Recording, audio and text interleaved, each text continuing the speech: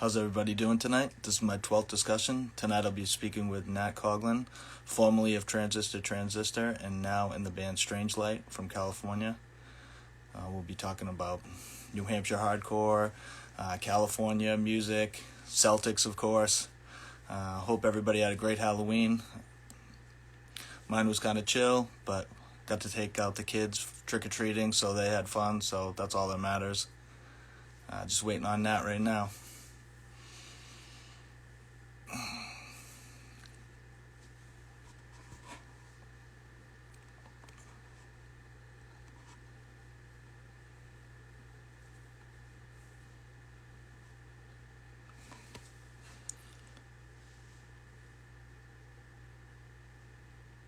Stay tuned on Wednesday also for Jason Green from Orchid, Violent Bullshit, bunch of other bands he was in. Great bands that he was in. Panthers, I love Panthers, so I'm very excited to talk to him on Wednesday.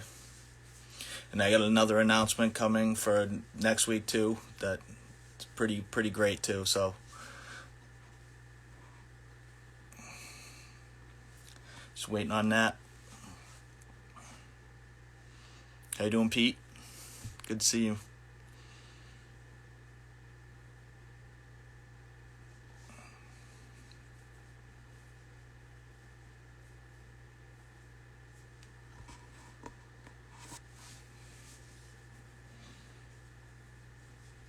Should be on any second.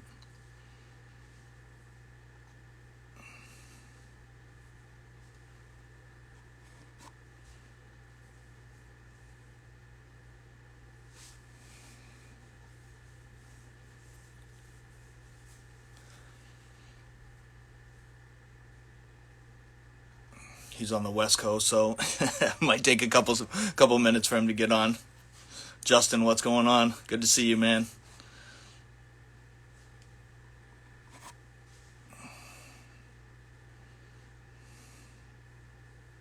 Here we go.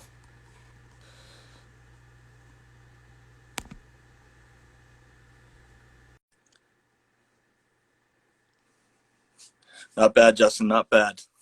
Hope you're doing all right. Hope your Halloween was good. Nat, how you doing, my friend? Yo, what's going on? What's going on? Just, living the quarantine dream. Yeah, yes. I see the quarantine hair is growing. Yeah, it's mostly pushed to the back, but this is definitely getting into like transistor length. So You're at the start of Transistor right now. It's going. It's gonna be. Is it gonna make the run to the 2008 Transistor or? I mean, yeah, this is like somewhere along like this is like the beginning of the tour in 2000, the tour that was somewhere between like 80 days and 8,000 days. But I mean, yeah, no, my barber's not around, and I'm very loyal in that regard. So just Yeah. toughing it out. Yeah, I don't blame you. I don't blame you at all. I want to thank you so much for doing this. I appreciate you taking the time out to do it, and you're definitely one of the people I wanted to talk to doing this. I'm doing this for fun. It's everybody's in quarantine, so it's I love talking about the music, and I've been around the scene for a long time, and it's just great to have you on here tonight. And thank you again. Oh, absolutely, man, for sure. No, it's great to catch up. Real, I'm if I'm not mistaken, I think you booked one of Transistor's like one of our like first 10 shows, if I'm not mistaken. So yeah, man, uh, it's been a long. I mean, bro, the last time we saw each other was that show was in Sandown. Is that Yes. Yeah. correct? Yeah. Okay. Yeah. Yeah. No, man. Stoked to be able to do this. I've been catching the other ones too. It's super fun. Yeah, it has been fun. I love doing it, and I don't have any plan on stopping, so I'm just going to try to talk to as many people as I can, and it's definitely been fun. But yes, I could have set up that show maybe in Exit 23 in Haverhill when you guys played there. That could have been the show that I set up. Yeah, that's because we played there a handful of times. Once we played there at some point, and then we played there again with Hut Cross, and probably like every band that was on Level Playing Records at the time, like back when shows would have nine bands on them. Yeah, no, that place was rad. I always dug that place. Yeah, I think the Hot Cross show, Off Minor actually played that too, and didn't Forstella Ford play that? That was like a big lineup. It was you guys, Off Minor, Hot Cross, and I think Forstella Ford played that show in Haverhill. I'm pretty sure you're right, because like Forstella Ford, for the bands that we were in the mix with, like had their ducks in a row far more than any other band at the time. I remember being like these guys like know what they're doing at an alarming rate, where like everyone else was just like at any moment you're like, this could absolutely fall apart. Like this could turn into like this band might not be a band by the end of their set. Like that was everyone else. And then Forstella Ford was like, I just remember super together. Yeah, definitely. How did you start Transistor? How did the beginning start for you guys? So we started that band while we were all in high school together, and the other guys, Brian and Fred, played in the genre's not even important, but played in like a grindy band called Random Beatings, which is a great name for a band. And it basically sounded like Fuck on the Beach. If anyone's ever listened to Fuck on the Beach, Fuck on the Beach was totally the template for that band. And if you haven't listened to Fuck on the Beach, I strongly encourage you to listen to Fuck on the Beach because they're great. So I'm probably like a sophomore in high school, and I'm playing in this like Britpop-y type band. Like we weren't a Britpop band, obviously, but I'm playing in this other band, playing with this dude named RJ. RJ invites me to join Random Beatings. I think we play one show as like a band, and then it kind of falls apart. And Brian and I, the drummer, kept going, writing like different stuff. There was like a different incarnation that was, I don't even know. I don't know. There was like incarnations along the way. And then Fred joined back up. And that was basically how kind of Transistor started. So we were like another band that didn't sound anything like it. That band broke up. People left. People came back. We started another band that was not nearly as like in the hardcore realm or whatever. And then, yeah, we wrote those Transistor songs, and like a lot of I think stuff of that era. Or I mean, we're in high school, right? Like there wasn't really a plan. There wasn't a lot of like thought put into things. We went on our first tour the day after I graduated high school, so like I was pretty young throughout the whole thing. But that was the initial conception. And yeah, we recorded a demo with Will Killingsworth, Will the God, and yeah, and then kind of like actually that show that you're talking about, that show at Exit 23 with Hut Cross and Off Minor, we played like 2 or 3 shows with Hut Cross that weekend, and it was basically Greg Drudy, who ran Level Playing at the time, like checking us out and then offered us, to put out a record for us afterwards. But yeah, that was the inception of it. That's I mean, I was friends with Brian for a long time. He worked with me for a while, so videotaping for me, I think I have more videotapes of Transistor than any other band. Literally, I think I have I think I might have like over 10 sets of you guys, like through the beginning to when we played in Sandown. Yeah. Together.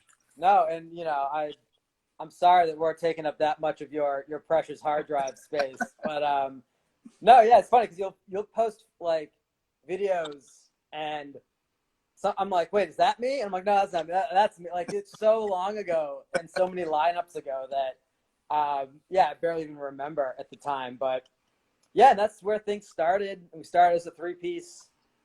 Added a second guitar player, then he left. then added Derek as a second guitar player. And that incarnation toured for a bit and made it for a few years. I mean, the time all kind of blends together for me. Yeah. I think though Transistor musically was a lot different than all the other bands that were. I mean, there was a million bands on Level Plane, and every single band was amazing. But you guys had a certain style. I don't know if it was just because, the New Hampshire sound of, New Hampshire breeds different sounding bands. You know what I mean? I mean, Bravo fucking Bravo doesn't sound like a typical like hardcore screamo band, whatever the genre is. You know what I mean? And you guys certainly didn't either. And the funny thing about back then was I never saw dancing happen until you guys started playing. And then when everybody started dancing, it was something new to me. You know what I mean? Because I've been around for a long time, and Brian would tell me about all these shows, and me and my other friend Brian would come, and I would try to videotape. But literally, people dancing was such a new thing to me, and it was so different. And I think that, that kind of atmosphere grasped a lot of people to, just fluctuate to you guys, I think. Yeah, no, I remember the dancing thing too, because like it was new to me, right? Like everyone dancing like they were like being attacked by bees or something. So, like, yeah, the audience like looked like they were all like snake handling priests and stuff, and lots of clapping. I mean, the clapping. I blame Page 99 for the clapping thing. That was their fault. But yeah, no, that part of, for whatever like amount of attention we got, I think a lot of it was just goes back to having no plan. We like never said no to playing a show, for better or worse, right? Yep. Looking back on it, I'm not sure it made the most sense. But it was, if there was a show where it's like, oh yeah, we'll totally, we'll play it. Like, I feel like we played Yukon like 12 times one month. Like we would just play every show that came our way. This is so stupid. We like forged license plates on our van to drive down to Richmond to play like one show with Les Aviv and like in a blizzard. And like maybe like 30 people watched us, right? And like we absolutely probably lost money on it. I mean, this is when the band was me, Derek, Fred, and Brian. And this was, I'm not saying like we never got along, but like there were definitely like there was like a sine wave pattern to how that incarnation of the band got on with each other. And yeah, so we would constantly play basically every show that anyone asked us to. And started to kind of, people just seemed to pay attention in some capacity. Yeah. Justin from New Forms just wrote, I feel like no band sounded like Wolves or Transistor. Yeah, and that's, I mean, probably because they had like a better idea of what they were trying to do than we did. But there was I mean, that's probably true. I mean, I felt like Wolves was very much their own thing. And I always really enjoyed playing with them, right? We toured Europe with them, and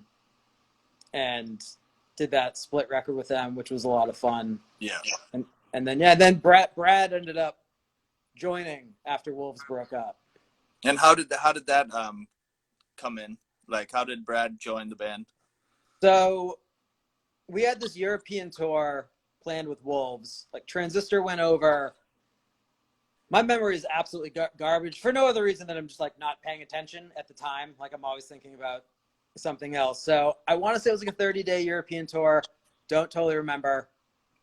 But Wolves came over for like half of it. So Transistor got there first. and just to like set the stage for this, like we got there on the wrong day, like, but we didn't get there too late. We got there too early. Yeah, too early. Yeah. So we got there like a day before our, like, the guy who was driving us was expecting us to be there. So we spent a day at the airport. Like, we're just sleeping in the middle of the Frankfurt airport. Which again, just no real plan. That, like, we accomplished anything is amazing because it was just no foresight. So that lineup of the band was myself, Julia, who I'm now playing music with again, Derek and Fred. We're over there. And Wolves joins up with us like midway through. And Brad liked the band. Brad actually booked a really early show of ours. And there's a funny story about that remind me to tell after. But anyway, we were completely unhinged on that tour. Like, we were totally, absolutely unhinged. The shows were completely chaotic. Like, you know, we only had so many, because Julia joined the band like a month before we went to Europe. Yeah. Right? Learned a handful of songs. In Europe, they want you to play for like 2.5 hours. So we're just like going nuts, thrashing the stage. You know, people are not getting along with each other necessarily behind the scenes. And so Brad has like a front row view of this, right? Brad has like a front row view of this band that's completely falling apart on stage, off stage. And his takeaway is like, I should probably join this band. So Brad knew what he was getting into. And I forget if like he approached me or if I approached him. But Derek, you know, was just like, all right, this is nuts. I'm out of here. And credit to Derek for having healthy boundaries. Like I said, that European tour, we were just off our collective, head. Yeah, Brad joined in afterwards. So Brian had already left at this point. We're in Europe. After the European tour, Derek leaves. Julian moves back to California. Brad joins, and then James joins on drums. But yeah, it's always funny because I think back on that European tour, and I'm like, if I was in a van with this band, if I was watching this band consistently self-destruct, I would not have been like, I should join this band. So that's what Brad did. God bless him. I think Ruin Lives is amazing, though. I mean, I posted that I was listening to it this past week, and so many people, showed love towards that album. And I mean, it's an incredible album. It really is like an incredible album, even though it's the Transistor's last album. To go out on top like that. I mean, that album is unbelievable. It's really, really good, and a lot of people love it. Oh, I mean, I appreciate that. It was, I don't know if you know the kind of story that happened with that album, but we put it out. It was kind of clear at that point that we just couldn't function at the level we used to, right? Of just touring constantly. So like, we'll put this record out and we'll do like a 2-week tour, to support it. And that's when my appendix went. Oh yeah, that's right. I did read about that. Yes. So we never ended, like, that record came out. We ordered like a bunch of merch for it, and we had slowly been bankrupting Level Plane Records, like, right? So just and yeah, we like had all this merch. We were gonna tour on that album, and we didn't play a single show on that tour because I had to go to the hospital and get my appendix taken out somewhere in Connecticut. But no, I appreciate that. Like I'm happy, I'm happy with how that album came out. And, listening to your own music's always weird because it's just like, my voice, like, is that it? But yeah, I was stoked, because that lineup of the band, at that point, it was me, James, Garrison, and Brad. We toured a ton together. Like, Garrison joined right after A Race came out and all the touring on that. We did Europe with each other. Sounds, that's not the way. We toured Europe together. That's a weird turn of phrase. So I'm glad like that incarnation of the band got to record and release something, even if my appendix prevented us from touring on it. Yeah, yeah. Now the big question is, has anybody seen or heard from Brian Faber? That's the big question.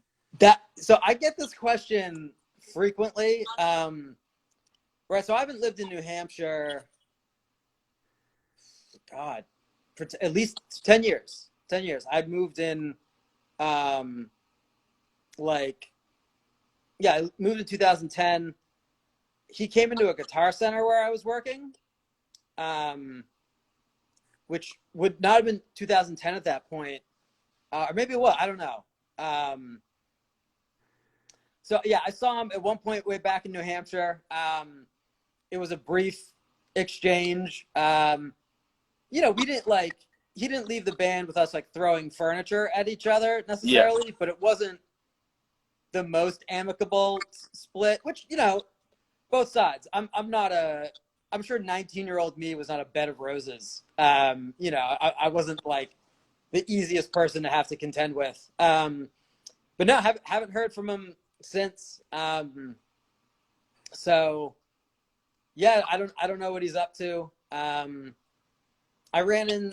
There was a dude he was playing music with named Greg, who I ran into when I went back to school. But at that point, he hadn't heard from him either. So yeah, I mean, I hear the questions all the time. I'm like, hey, where's Faber? I haven't seen him longer than you haven't seen him, so it's been a long time for me. But I get the question asked a lot because we were like, with my circle of friends, we used to hang out with him and chill with him all the time, and then all of a sudden he just disappeared like that, and then nobody heard from him. And I mean, I don't know if you heard the story of how he left the band, but that was more or less how he left the band. Just kind of disappeared. But so we were on. I mean, I wasn't laughing about it at the time, but it's funny now. We were getting ready to go to Europe, and again, in our typical fashion, it's like, I just play more. You're getting ready to go play shows, play more shows. Yeah. So we drove. We were going to do like an East Coast tour. I don't know how many dates we had booked. Like, not that many. 5, 7, who knows. But we drive down to play the first show, and like the van like we're in Richmond, and the van breaks down. And Brian wasn't in the van with us. He was like driving in a separate car for that tour, which was also like, you know, just kind of where as a band we were. Yeah. Not a good, like, that's cool if you're like Metallica and each of you are like, I'm on my, you know, a bus. My grandkids have to come with me. Sure. Yeah.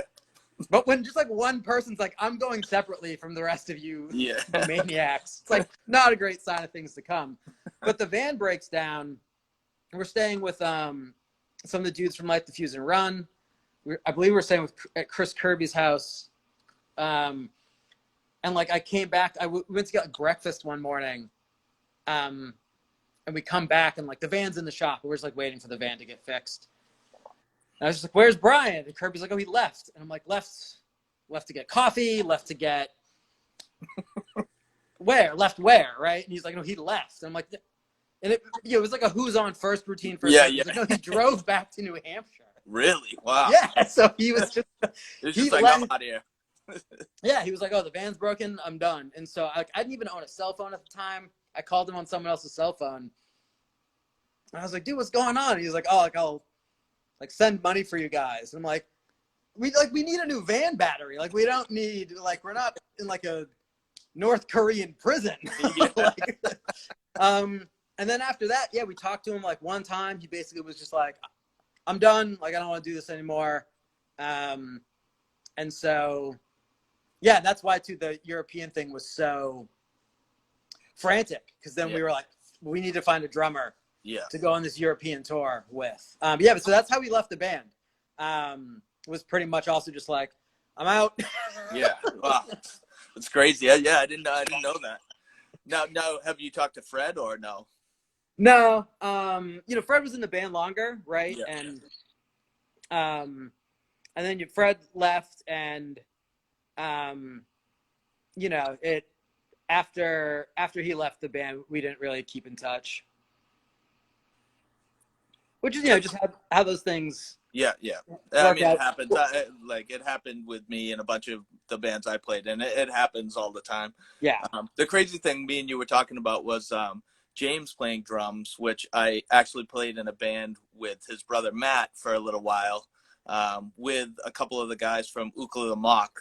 And we made like a little demo, and it never came, I mean, it never came to fruition of like us playing a bunch of shows or anything like that. But I mean, I had fun with Matt and the guys from Ukla just doing that real quick. And it was fun hearing, like, then I saw James was in your band, and I remember James as like real young when we were playing. So it's crazy how the circle goes. Oh yeah, I mean that was part of the thing, like in New Hampshire, because like going to shows, I would go to shows in Boston as a kid, but a lot of it was like still in New Hampshire, right? And it was a fairly tight knit kind of community. Like that's how we met Derek and stuff. Is like I just recognized Derek from being very tall. Like it shows up in Concord, New Hampshire, right? And it was small enough that, like you'd go see, and half the time too, it wasn't even like, oh, I really like this. Like, let's go see this band. I like them, or they're even good, or I've heard they're good. It's just like, this is a show that's happening. What else are you going to do? Right. Yeah. Let's just go hang out with friends that are that are going to the show too. And I mean, yeah. And so, yeah, James, James and I went to high school together too. And he was kind of in this broader group of, kind of bands, of kids that played in bands in like the high school we went to. Yeah. I also dated James's sister for years. So okay. we knew each other that way. But yeah, we asked James to join, and he was like super into it. He was like, yeah, of course. And I remember being like, he's like, yeah, why haven't you ever asked me about this before? And I was like, I don't know. You're like really good at the drums, and this band is a chaotic collection of insane people. Like, yeah, I mean, playing with James was awesome, right? And James is also just such a sweetheart. And it was always super fun playing music with him, writing music with him. It was always great. He would give me shit because I cannot describe like how to, like, if I have an idea for the drums, I'm just like, be like, smack it and back it. And he's like, that doesn't mean anything. I once told him to pepper the hi-hats more. I was like, you gotta pepper the. He's like, what does that mean? That means nothing. But yeah, no, it was great. Yeah, playing with James. He would lose his mind on like long drives, and not in like a bad way, but he would get like, you get like so tired, you just get like super loopy. Yeah. He would do that on long drives. I remember like one time he just kept telling Brad that he wanted to sleep on the beach. Like we were driving to a hotel somewhere, and he's like, guys, let's just sleep on the beach. But he said that for like 2 hours straight. We were ready to fucking throw him out of the van. Oh God, that's funny. Yeah, I mean, when I knew him before he joined your band, he was real little, and I didn't even know he played drums. That's why I was so surprised when he was playing drums in Transistor, because I mean, he might have been fooling around with it, because the drummer for our old band, Last House on the Left, was Justin McPherson, which I don't know if you know him. That name's super familiar. I think he went to Pinkerton. I'm not like sure. I know the Ukla guys went to Sanborn. Yeah. And Matt and I think Justin were from Pinkerton, if I'm not mistaken. I was just a random old guy that joined the band and started singing with them. That name's super familiar. But he was I think he was in like maybe like a pop punk band before we did this thing. It was so long ago. I mean, we're talking like late 90s. I mean, it was a long time ago, and it's just and then when I joined High School Sweethearts, those guys were from Sanborn mostly, and Max from Ukla was from Timberlane as well as me. So but that lineup changed a bunch like through the years. But I think we had played I think we played with you guys also when you were in Transistor, if I'm not mistaken. Maybe one show we played with you guys at Exit 23. I think it might have been the show that I set up. Yeah, that's the show that I'm thinking of then, because I know we played with you guys, and that was one of our like. Did Backstabbers play that show? It could have been a Backstabbers show too. That you guys played with Backstabbers, didn't you? At Exit 23. I'm trying to remember. I don't. Brian was Brian. Yeah, Brian was in Backstabbers, but I don't think he was. Sorry, everyone's gonna have to just watch me go through like the filing system in my brain. Probably right. We played like so many shows. I'm trying to think. Yeah, it could have been that show, but I know we played with you guys, and yeah, I was just like stoked on that place because I was like, oh, this like place has a PA. Yeah. I mean, and that guy Jeremy would just let me book shows whenever I wanted to. I'd be like, listen, I got this lineup. He's like, yeah, whatever. Okay, set it up. And I was, but back then I was writing people letters, like I've said in a billion talks that I've had, writing letters, sending them away, trying to get somebody's phone number. Internet was kind of a real sparse thing back then. So it was tough to book shows, but I think even the last tour we did, right? We had like printed directions. Yeah. Right. That was like part of the funny thing is like, so when we figured out that my appendix was basically about to go, and I'm like sitting in the van, like Garrison, the bass player, had a cell phone that had a GPS, but it was like very early, right? Like it's very, but yeah, that was like super novel, right? So the first tour we went on was like 2002. Was that the Light the Fuse and Run tour that you guys played with, that tour? No, we did a tour with this band Aim of Conrad. Aim of Conrad, yeah, that's right. But like I remember we got super lost once because we didn't know how to read a map, right? Like we're like, oh, we're looking at an atlas and we're like, really just like, okay, it's if my thumb is to the key 50 miles and we're going 50 miles an hour, right? This is like 4 people that probably collectively barely graduated high school. And like, we didn't know that, like, oh no, like it never actually connects with this highway. So we just like went 4 hours the wrong direction in Ohio once. Cause like we were literally looking at an atlas we bought at a gas station to get from place to place. So yeah. And also just like, even the internet existed then. I sound like I have a brain damage. No, but like you weren't on your email every day. Like email was something you checked. Yeah. Right, like once a week. I would do it through like AOL Messenger and hope they'd have a name on there. You know what I mean? I'm like, let me get this guy's Messenger name so I can try to, the phone line would be like, I'll be like, please connect, please. Yeah, it was crazy. It was crazy back then. Now, you played with Trap Them for a short stint. Is that right? Yeah. Now, how did that come about? So, it's just because I had a bullet belt. They were like, "This guy looks appropriate." We're gonna turn the bass down, but like having like crusty cousin It on stage is just like gonna do well for us image wise. No, so Transistor did some dates with this band Advocate, and Brian Izzy, who, like Trap Them was Brian and Ryan. And so Brian Izzy played an Advocate, and he and I basically got to talking about like horror movies and shit. Yeah. And ran into him when I was working at Guitar Center Nashua. And he was like, hey, I'm doing this like studio kind of project, and like, would you want to get involved, at some point? I was like, yeah, sure.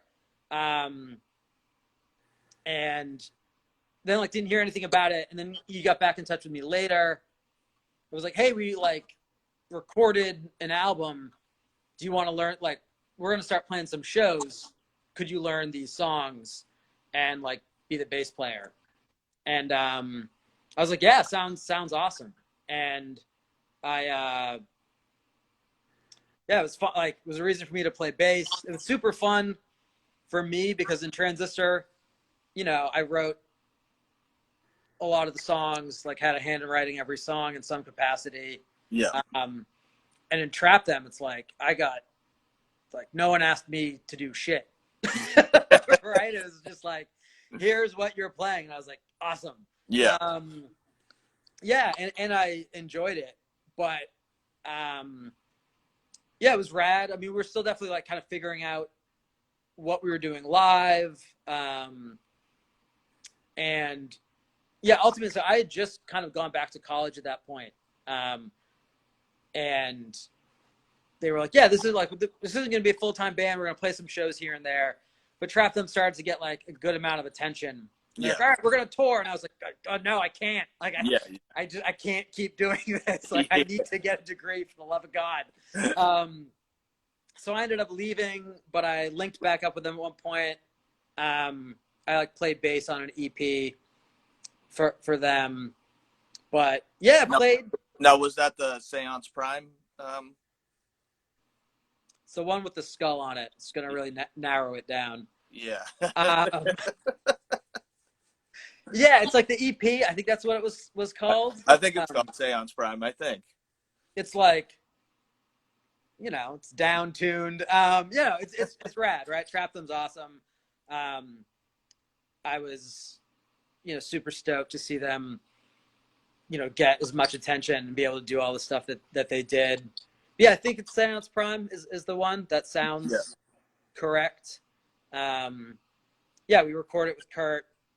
And at that point, I think Transistor and I recorded with him a bunch. So that was fun because it was like, for me, it was a laid back environment anyway, right? I was like, this is my band. Who cares? Yeah. Change the tune. Yeah. So, but yeah, no, Trap Them was fun. I probably played less than 10 shows with them realistically. But yeah, and it was like, I remember we played like someone's parents' basement in like Manchester or something, right? We played some, I played like, we also played some like weird to me anyway, like shows in VFW halls with like very like moshy type of bands that like weren't otherwise my speed. Yeah, it was a blast. But I was basically just like, I can't keep going on tour for the rest of my life. No, I wouldn't. I'd be sad if I didn't speak about the Celtics. I know me and you were pretty sad about that. I hate to. I was pro Stevens for a long time, and now I'm kind of anti Stevens. I know you have a little different take on that, but have you seen the trade talks that they're talking about right now? I saw one today that was Hayward, Tice, and the 14th pick in the draft for Rudy Gobert, which I mean, I'm okay with that trade. I saw another one where they're trying to get who's the tall guy in Indiana? Evan Turner, is that his name? I saw something in that vein. Have you heard anything? I haven't heard anything. I mean, about Stevens, I've now kind of come around to like, I can't pinpoint my finger on like something on the court that's going wrong. And so now I'm more like, I think it might be something off the court. Right. I think, because in all these kind of various incarnations, we've been able to basically make it this far, and it's like, yeah, there's always some weird injury, or like, this time around Kemba was, I don't know what was going on with Kemba, but he wasn't at 100%. And just, some of the decision making, I don't know. So at this point, like, I'm not saying like Brad needs to go, but if they got rid of him, I'd be like, all right, like something's got to happen. And like, I get that, it's like, oh, there's no true big, right? There's no true big. We need a real big. But at the same time, I'm like, I don't know, if we had like a a healthy Kemba, I feel like we could have beat the Heat. Yeah, And definitely. so I'm not maybe we wouldn't have beat the Lakers, Yeah. but I don't know. I mean, just have Taco put on like 20 more pounds of muscle and play him. Like that's fine. Like Yeah, I mean, I like looking at the roster. We should have beat Miami hands down. They kind of imploded themselves in that series, and like you said, Kemba wasn't Kemba, and I think Brad Stevens doesn't like to challenge any set plays that look bad. You know what I mean? He just yeah. won't use his challenges, which drives me up a wall. Oh yeah, especially when there were so many that were like, yeah, his players are like, "Are you gonna do the challenge?" He's like, "Oh, what challenge?" And then the play goes on, and it's at crucial moments too. And then he doesn't set the challenge. He doesn't throw out the challenge, and then they're down by 10 after yeah, that happens, which drives me crazy. And his roster, like in and outs with the bench, drive me crazy too. I'm like, what kind of lineup does this guy have going in the playoffs? right. I don't know. Like I said, I was pro Stevens. Now, I mean, I was excited when Doc Rivers got let go, and I was like, oh, Doc Rivers come back to the Celtics, and then Philly picks him up. I'm like, what the fuck is that? I Doc. I mean, it's bad enough that we had to deal with Doc in LA. I mean, this is my hot take on. There's as long as they're building their team around Embiid, they're not gonna Yeah. like. I think they made it super close last year, right? It was the dagger, from what's his face in Toronto. Jesus, I can't even think of his name. Yeah, but Kawhi. yeah, right. Like, but Embiid loves to give up. Like Embiid just loves. I mean, that's what I mean. Yeah, we beat them in that series, but like they just don't have a ton of fight in them. And like once the going gets tough, Philly in this incarnation, and I don't see that changing with the folks they have. I don't think for Philly, I don't think bringing in Doc is going to make a difference. I think. I mean, he's a horrible leader. Embiid's a horrible leader. Oh yeah, that too. Whatever the Celtics do, just give Smart a max contract. Yes, keep Smart. Smart is the heart, like a heart of that team. Like that, if they get rid of Smart, it's then at that point, just like get rid of everybody. Well, keep Tatum, obviously. I mean, they definitely should keep Smart. They should just rein him in when he's starting to miss like 10 threes in a row, though. Like, they rein him in. That's what the coach is for. That's what I mean. Like, Stevens is just keep shooting them. Miss 20 in a row. Just keep shooting them. It drives me insane. Well, but I love Smart. That was a lot of stuff that made me insane in the playoffs, too, where it's like, we got a lot of good looks. It's like, yeah, you get 10 good looks. You make 0 of those shots. Stop taking those shots. Yeah, like I know they're good looks. Go to the hole. Go to the bucket. Yeah. And it was mind blowing what they were doing wrong. But I mean, I'm not on the court either, so I'm just a fan, and what can But all right. I wanted to talk to you about you moving to California. How did that happen?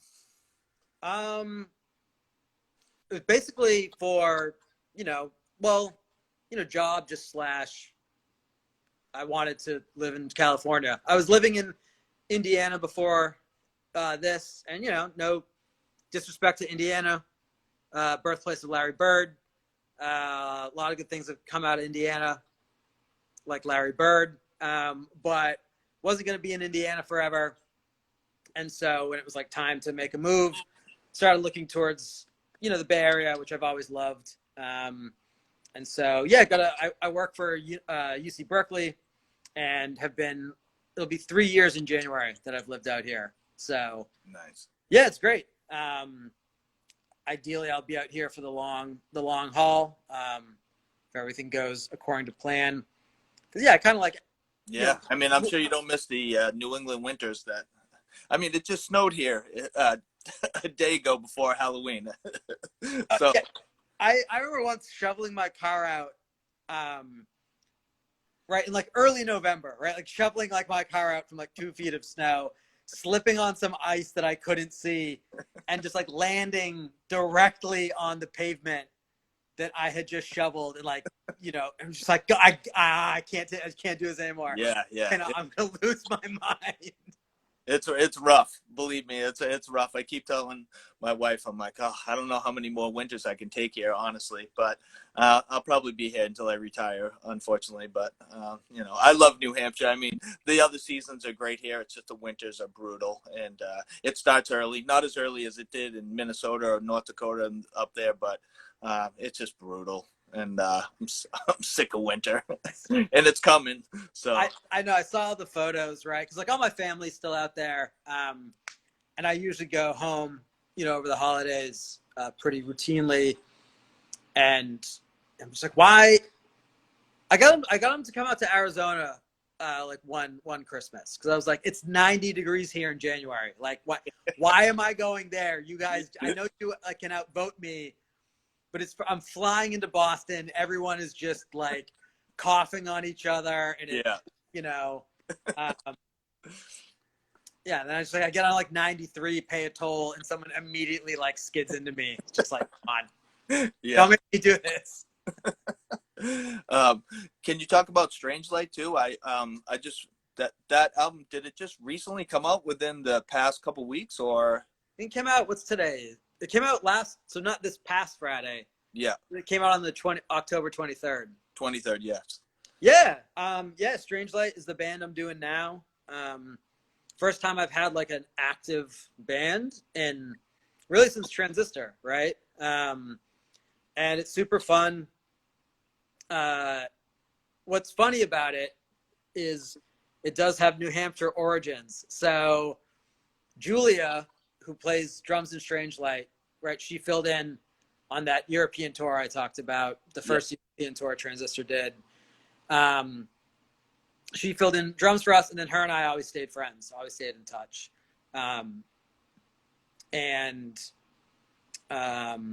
She was coming through her band. The New Trust was playing somewhere in Massachusetts, and she was like, let's do a band, like an East-West blast test type of thing. So James, the drummer Transistor, he was like recording stuff. He had a little like basement recording setup going. So I like tracked some guitar parts, sent him to Julia. She wrote some drum parts, and then came up to New Hampshire to record them like super quick. Yeah. Like before her band was playing the Middle East, right? So not even something that made a ton of sense to do. But and then we just had these like 4 kind of garage rocky sounding songs sitting around forever, and like never did anything with them.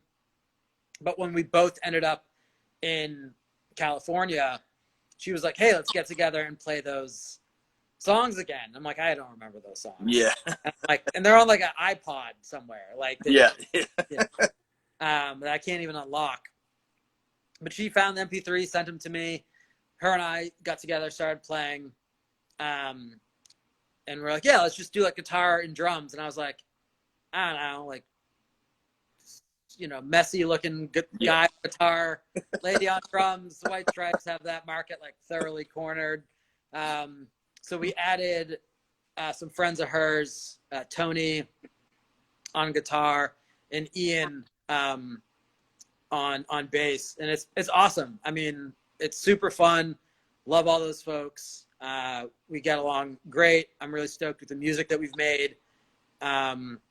And, lots of credit to Julia for basically hounding me to be in a band again. Or not, right? If you don't like my music, then take it up with Julia. I was never going to play again. Go talk to her about it. It wasn't my idea.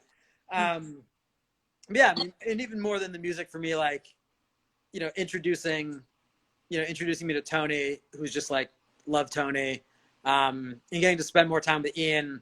Ian and I worked together, and we did some stuff around, DSA stuff around the primary together. So I may have spent more time with Ian than like anyone else over the last year. But it's rad. Yeah. And so we were playing some shows, had these songs written. We booked some studio time, like the first week of March, maybe. Went in the studio and, pretty quick, right? Like if anyone's listening to the Strangelight stuff, it's not rocket science. And, just cranked it out real quick. Also, super great studio experience. Shout out to Scott Evans, who recorded it, mixed it, and Jack Shirley, who mastered it. awesome folks. But anyway, we like got done with this tracking it, and I want to say like the next day, the Bay Area went into like Yeah, lockdown. like a So we were lockdown. like, Yeah. I don't know what we're Yeah, gonna I mean do. it's rough putting out a record in 2020, but people are fiending for new music also. So there's an audience there because I mean, playing shows obviously is not a thing right now, but at least people are releasing music still in 2020, and I think people are so hungry for that music because literally a lot of people aren't doing anything except just like hanging out or on the internet, or they want something to play in their car if they're driving somewhere or whatever. I'm always listening to music in my car on the way to work and back from work, and I jammed Strangelight the other day, and I thought it was damn good, you know what I Oh, mean. thanks, man. It was a quick listen because I didn't get to really get into it, but like a quick listen back and forth. I went through the whole album, and I enjoyed it, and it's awesome to see you back in the band. And, Yeah, no, I appreciate it. Glad you gave it a listen. And I think you're right. Like I found myself maybe a few years ago in that kind of rut where I was like, I haven't like bought a new album in forever. I've been listening to the same stuff, and one of the things that's nice about the streaming services is you can find tons of new stuff yeah, all the time, or like the Bandcamp homepage or whatever it is. yeah, There's just all these ways of finding new music, and yeah, we've been fortunate, right?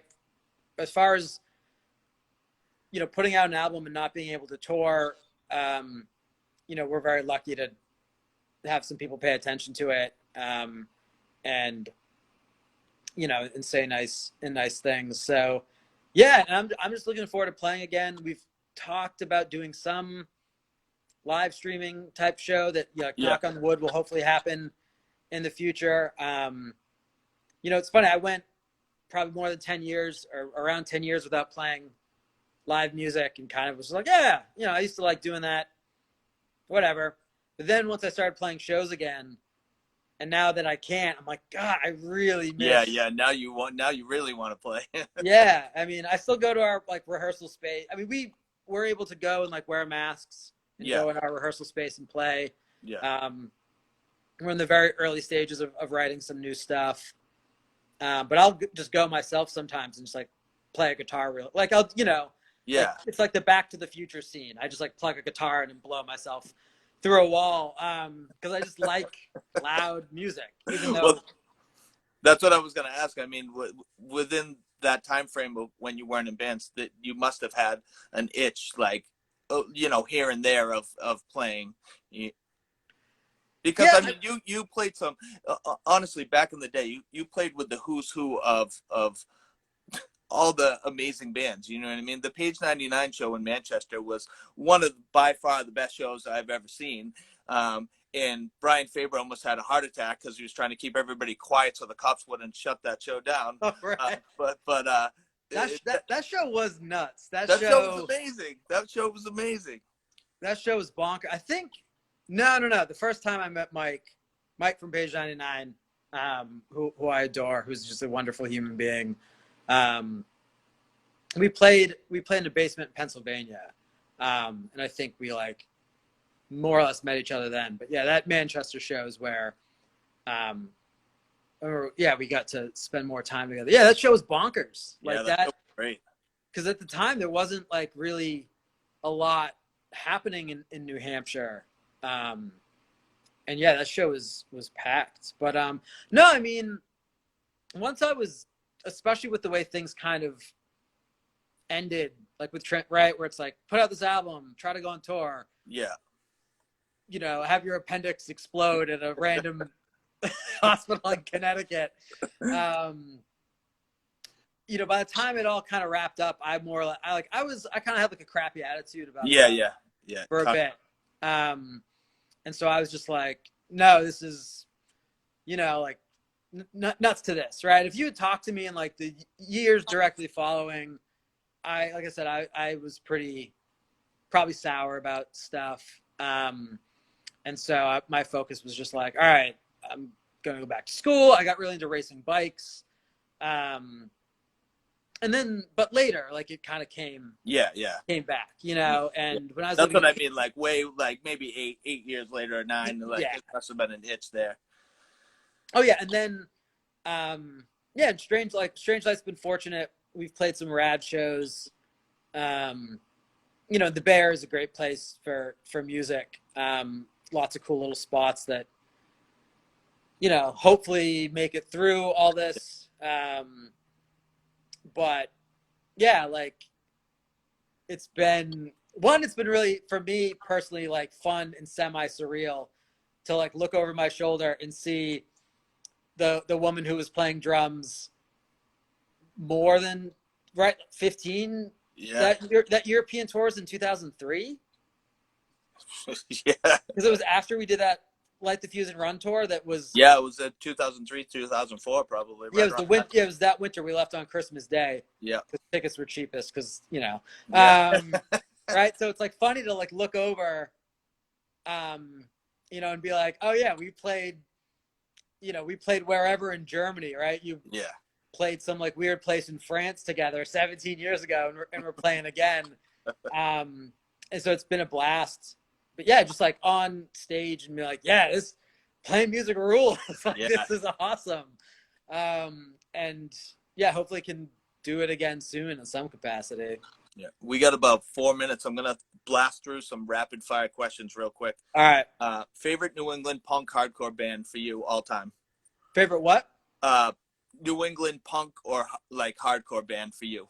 The all time favorite for you? Super quick response. I would probably say Orchid. What was the first punk hardcore show you attended as a attendee? As an attendee, first punk hardcore show. I mean, it depends where you draw the line on what actually constitutes punk hardcore. But it was probably like a very early, like Boston show. Boston's nice. My next question: all-time favorite punk hardcore show you played? Like, what show was like the most incredible for you to play? Most incredible that I've ever played. There'll be like a quick top 3. So one, Transistor did this tour with Circle Takes a Square and Fear Before the March of Flames. We played the show in DeKalb.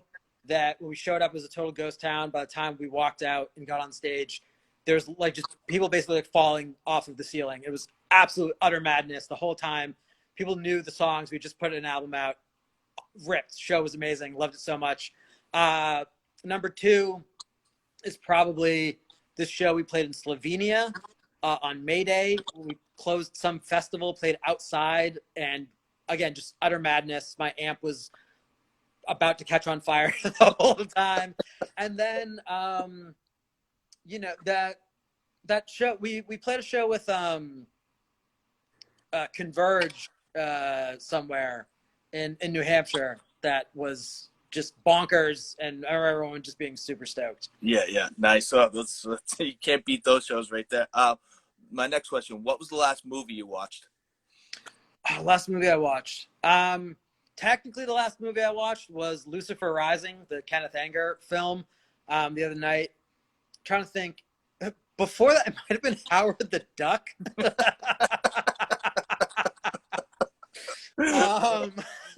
I'm just like really leaning into.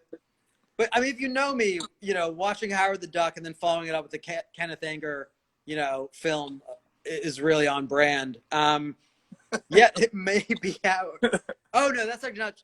It was one of those like Netflix movies, The Ritual, that like British horror film. Oh yeah, I've seen it. Yeah. Yeah, I mean the best thing about that movie is definitely the cover. It had like a lot of potential, but just didn't. Yeah, it was a kind of run of the mill for me. Yeah. Sorry. My next question: favorite all-time horror movie since it's Halloween. Well, it was Halloween yesterday. All-time horror movie. Depends on what time of day you catch me, but it's either going to be Texas Chainsaw Massacre or Psycho. Although I will say, you know, give it a few years until it fully enters the canon. I just thought Hereditary was so insanely good. Yeah, Hereditary, great. And as far as like a recent movie, Hereditary is just so fantastic. I loved it. Have you seen Possessor yet by Brandon Cronenberg? It's David Cronenberg's son who directs it. No. Oh, you got a Possessor. That's what All right. Nick Sadler from Daughters told me about it, and I watched it. I was blown away. Movie of the year for me right now. So try to find Possessor uncut. It's unbelievable. Oh yeah, no, that sounds awesome. And Cronenberg is awesome, and I'm stoked on. Yeah, Possessor. Yeah. I'll look that up. Yeah, definitely look that up. My next question is, if you've been listening to any hip hop, what have you been listening to for hip hop? So as far as hip hop, I'm not as on top of things. I think the last like Ghostface album that came out, right, being like an East Coast kid in the '90s, anything that has a Wu-Tang is like Wu-Tang adjacent, I'll always check out. I mean, that being said, I also think like you know, Ghostface solo albums are awesome, so I'm always interested to see what he's doing. Yeah. I don't know if it's not purely hip hop, but I really like that Rumor album. R stylized RMR. Oh yeah. That dude with like basically is like country singing with an AK-47. I thought that album was super catchy. Now, from being from the Bay, are you a big Too Short and E40 fan now? I am now. I tell everybody this story, and so I'm sure everyone's annoyed with it already, but I go to the same car dealership as E40. And I know that because he showed up once in like a reflective metallic orange G-Wagon, and the guy who was talking to me was like, I have to go. And he didn't even have to like tend to E40. He was just like, I'm going to look at this. They're not nearly as interesting. He didn't want to make a sale. He just wanted to go. Yeah, I was buying a car off this guy, and he was like, give me a second, and like got up because like E40 and his metallic orange G-Wagon had like showed up. And I was like, this is amazing. So and my last question, which I'm like a big comic book fan, is DC or Marvel for you? For me personally, as a kid, I went out of my way, and credit to my mom for getting one of these as a birthday present. I have like the original 4 Wolverine, like standalone before that became its own series. Love Marvel to death. Not as big on like the Marvel Cinematic Universe necessarily, but for like purely comic books, Uncanny X-Men, Wolverine as a title, Punisher, The Amazing Spider-Man. Love those books as a kid, just like more than anything. Although I did love Batman and read the shit out of Batman as a kid too, but Marvel would edge out. Yeah, I'm more of a DC guy just because I feel like it's a little more darker, and I just like darker comic books. And honestly, like the past few years, I've been hitting independent comic books like Image and those other independent comics that just have been better stories and more newer, fresher ideas. I mean, when you read comic books nowadays, they're just rehashing old stories over and over again. And I think they're running out of ideas for DC and Marvel. But I mean, no, I got super into I bought like an Indiana Jones comic because I loved the Indiana Jones movies as a kid, and they like Dark Horse published them. Yeah. And it was like they had like a catalog in the back, which again, this makes me sound like I'm a million years old, but like you would tear that page out, like check off this book. Yeah. Send a check or cash. You would mail cash because you were like a kid. Yeah. And I got super into like the Dark Horse titles, just because I was like, I want an Indiana Jones comic book. I'm 6. And yeah, that was actually Chris's Comics in Salem, New Hampshire. Oh Jesus, yeah, that's still running. Is it? I think Yep. it's across from. Is it across from Bull Moose now? Bull Moose is kind of adjacent to it on the same side now. Bull Moose moved to, so it's on the same side now. Okay. Oh man, Newbury Comics is a shamble of what it used to be. It's so horrible there now. I remember back in the day, that's the only place I would get my, if I was going to buy a CD or something like that, I would go there, and skimmed through the hardcore stuff, and now it's it's horrible. So It's like a little tiny bit better than Hot Topic, which is very sad, you know. I popped in there last time to buy a present for a friend. I was coming from actually Garrison, the bass player of Transistor. I was coming from his wedding, and I stopped into Newbury Comics to buy like a present like for a friend. I was like, this is like a Spencer's Gifts. Like, what the hell? Like, this sucks so bad. I know, seriously, it's horrible. Somebody gave me a $50 gift card, and I didn't know what to buy in there. I was like, what the fuck do I buy in this place? I was like, you buy like just novelty. yeah, it's I don't want a Harry Potter shirt, you know what Yeah, I mean? you like a shirt that says you're just jealous because the voices talk to me and like Comic Sans. Like, I don't know. But no, that was the spot, like, right? Like, I would go and, you know, I don't know if this was a uniquely New Hampshire activity or if it's just kind of like a suburban youth activity. It was like you'd go leaf through records at the shop, which back then was Newbury Comics, leaf through records, pick one to buy because like the art was cool or was on like a record label that was good, and then you'd go to Denny's and Yeah. three people would ring up a tab of $12. Yeah. The poor servers at Denny's in Salem, New Hampshire. I should like start like a retirement account or something for them. Just the poor people that like, oh, all six of you are splitting this sampler and you want individual checks. You little degenerate shits. Like, I'm sure they have horror stories, oh or late night Denny's stories that the workers had there. Jeez. yeah, there's nothing.